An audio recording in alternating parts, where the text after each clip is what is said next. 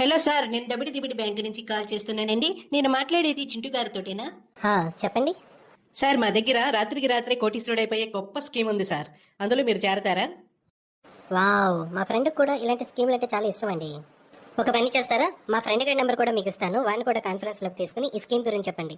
ఒకేసారి ఇద్దరు కస్టమర్లు దొరికేసినట్టే మీకు. ఓకే సార్, చెప్పండి. 98382426 లకలక టికటిక టుక్ టుక్. సార్ కాల్ కనెక్ట్ అయింది. అరే మామ, నేను చింటూని. చెప్పరా సార్. సార్, స్కీమ్ ఎక్స్ప్లెయిన్ చేస్తున్నాను సార్. ఉండవమ్మా నువ్వు స్కీము అంటూ వాడితో మాట్లాడి.